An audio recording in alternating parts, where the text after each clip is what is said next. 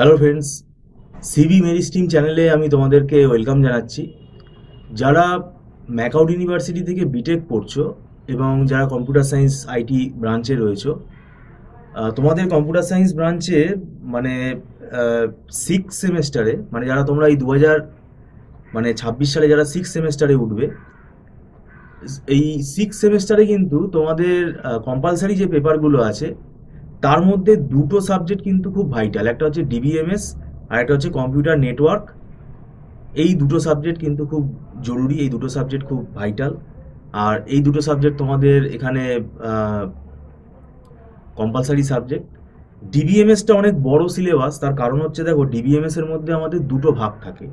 একটা হচ্ছে ডিবিএমএস এর ডিজাইন পার্ট একটা, আর একটা হচ্ছে আমাদের এসকিউএল প্রোগ্রামিং।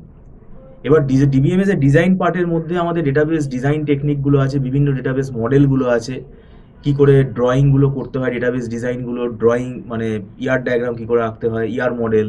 তারপরে ওখানে আমাদের রিলেশনাল অ্যালজাবরা আছে, তারপরে আমাদের কোয়ারি অপটিমাইজেশন বিভিন্ন টেকনিক আছে, তারপরে আমাদের ফাইল অর্গানাইজেশন বিভিন্ন স্ট্রাকচার রয়েছে, ঠিক আছে।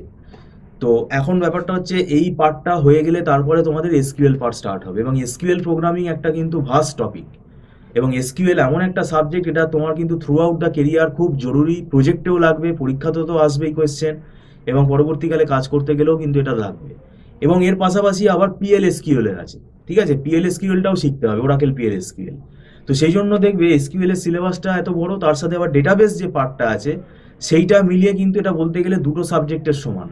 তো সেই জন্যই আমি বলছি তোমাদেরকে, তোমাদের মানে পরীক্ষাটা হয়ে গেলে মানে ফিফথ সেমেস্টারের পরীক্ষা হয়ে গেলে আমি বলবো সিক্স সেমেস্টারের পড়া তোমরা শুরু করে দিও।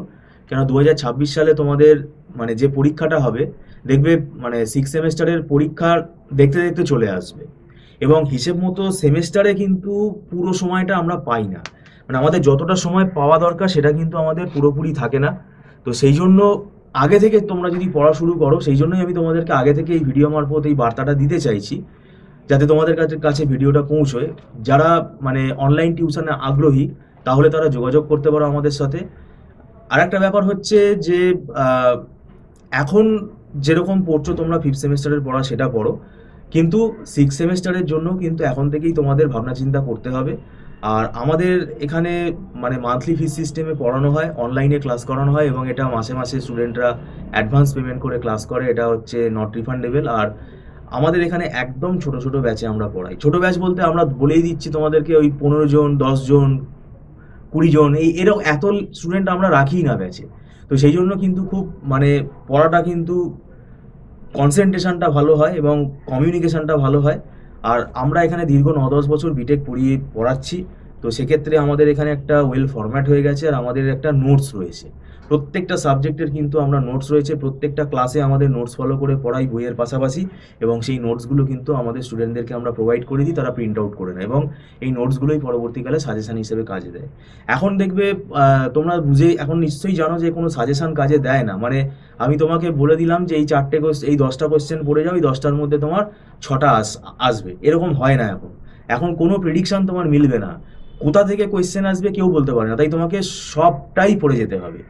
সেই জন্য আমি তোমাদের বলছি, এখন থেকেই অ্যালার্ট করছি, এখন থেকেই তোমরা মানে একটা মেন্টাল প্রিপারেশন নিয়ে রাখো, যেই তোমাদের পরীক্ষাটা হয়ে যাবে অড সেমেস্টারের, ফিফথ সেমেস্টারের পরীক্ষা হয়ে যাওয়ার পরই তোমরা পড়া শুরু করে দাও, কোনো না কোনো টিচারের তোমরা গাইডেন্স নাও।